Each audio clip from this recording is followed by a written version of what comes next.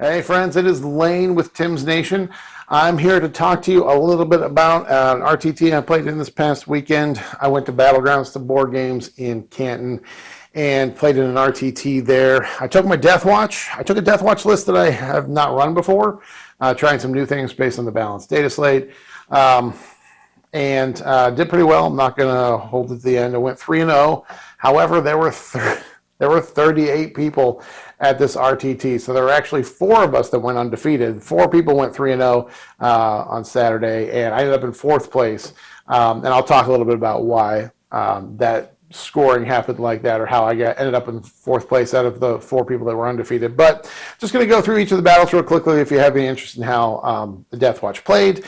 And first I'm going to just go through the list a little bit. Actually, I don't remember everything that was in the list, but I'll go over the big units. So this is actually very different from the list I played in the GT a couple of weeks ago. So what happened is the balanced data slate, they nerfed the Devastator Centurions in the Ultramarines Vanguard. So now they can't be given Deep Strike by Uriel Ventress. And because they did that, they lowered the points on a 6-man DevCent squad by about 40. Went from 370 to 330. And the DeathWatch stratagem that allows you to up-E downy does actually give that unit Deep Strike, so you can still up-E downy them and they can go anywhere on the table outside of 9. So I figured, what the heck, let's try it out. So I do have DevCents in there. Now, because I was running the Devastator Centurions and would be up-E downing them primarily, and I can only do it with 1 unit then, not 2 kill teams. So the stratagem, you can use the up-E downy to up-E down 2 kill teams or 1 Space Marine unit. Because of that, I knew that I wouldn't be able to up-E down my kill teams. So I didn't take any Indomitors because they only have a 5-inch move. A lot of their guns are shorter range. I didn't want them to be out of position and not contributing. So I took the Devastator Centurions. I did take a Talon Strike kill team because I can put them in Deep Strike. They can come down on the table, and then they can stay on the table and move around because of their 10-inch move on the Inceptors, 12 on the Jump Intercessors. They have a lot of mobility still on the table. And then I took 2 5-mans of the Terminators, even though they went up a couple points from 180 to 190. I took 2 5-mans with 3 Cyclones. One of which I did Thunderhammer Storm Shield.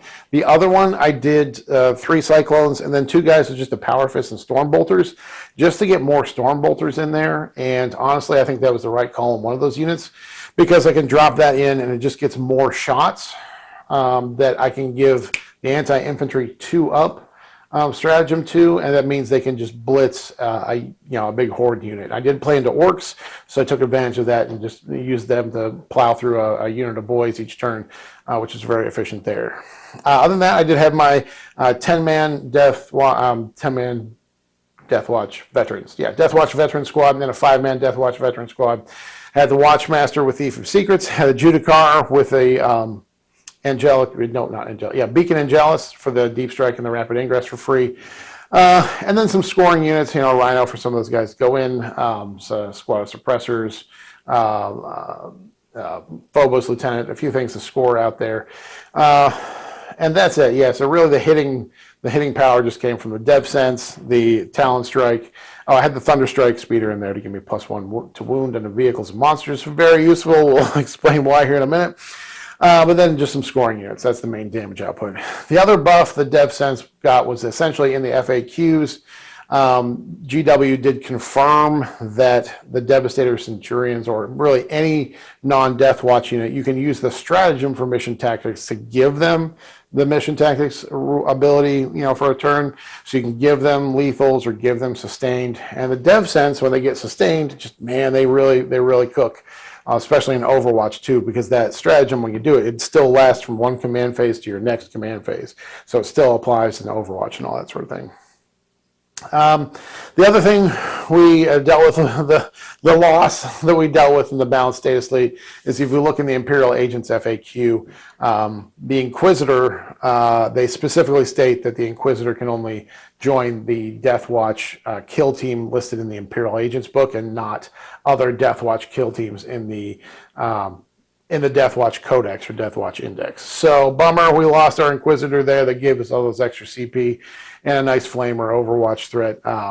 But yeah, well, yeah, I guess when we innovate, sometimes some things, I guess GW just doesn't like it. Anyways, to go through my battles here, the games pretty quickly. Start off by playing against John and his Astra Militarum, Imperial Guard.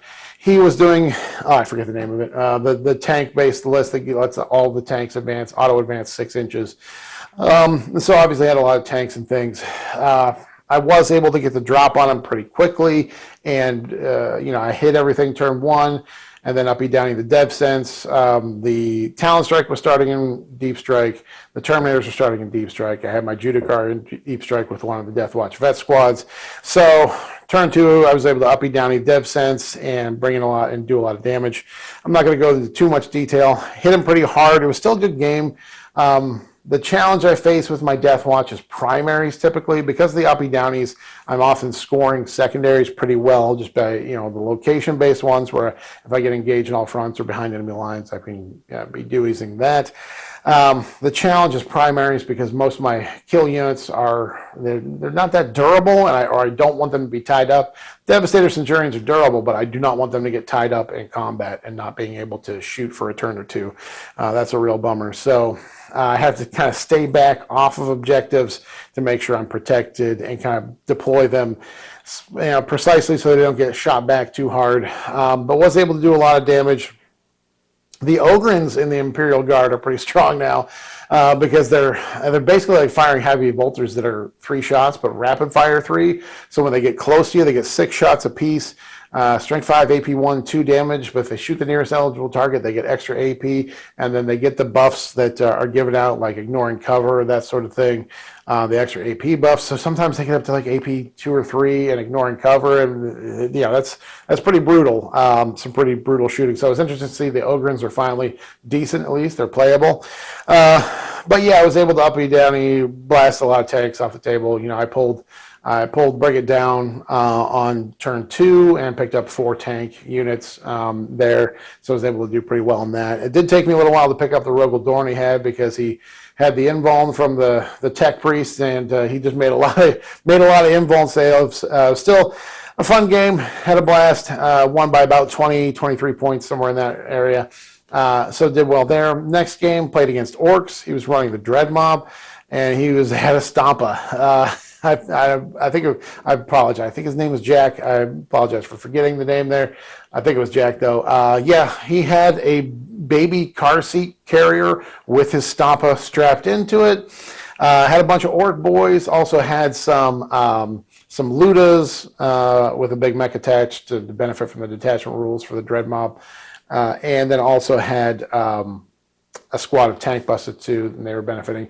He had the Grots with Zodgrod, so they had the scout move and the invuln, and they won the wound and all that stuff. And then I think 4 or 5, just 10 mans of boys to go out and score. Same thing. Turn 1, he went first, didn't really position anything. I went second.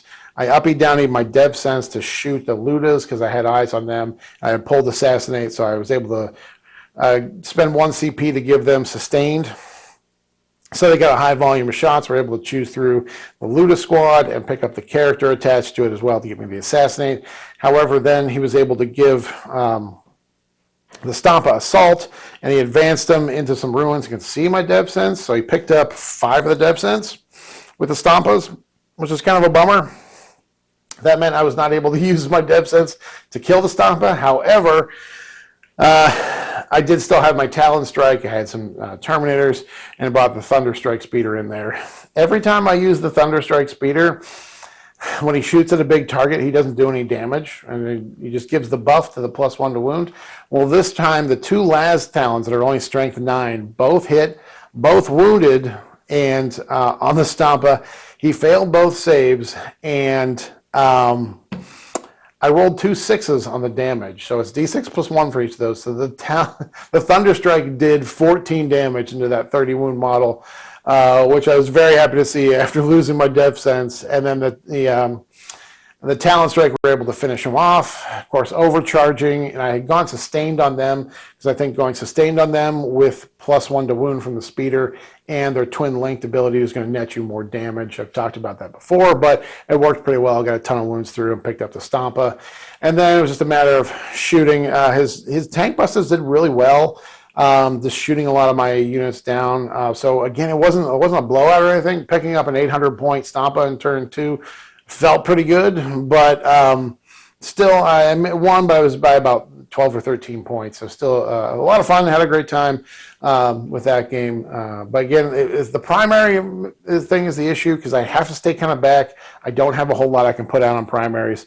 Definitely, next time I'm running DeathWatch, I'm going to put a combi weapon lieutenant in there just to have a lone op guy to put out on an objective to kind of survive. Last couple tournaments I've played in, a lot of the objectives have been kind of out in the open, not a lot of cover, not a lot of able to hold objectives by hiding behind buildings. So that was a big issue. And then my third game, I played into Imperial Knights. As I've said before, anytime you play into an army, definitely look at whether you want to take fixed or not. Sometimes it makes sense. The Imperial Knights, he had 3 big knights. He had Canis Rex and 2 of the big Forge World ones that are 25 wounds.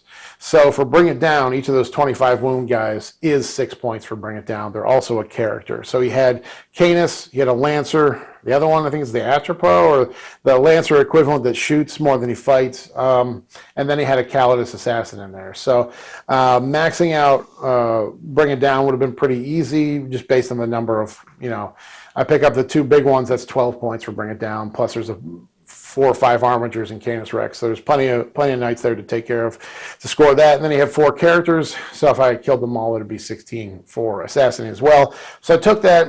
I went after the Lancer because he moved him out. I went after him with my Dev Sense.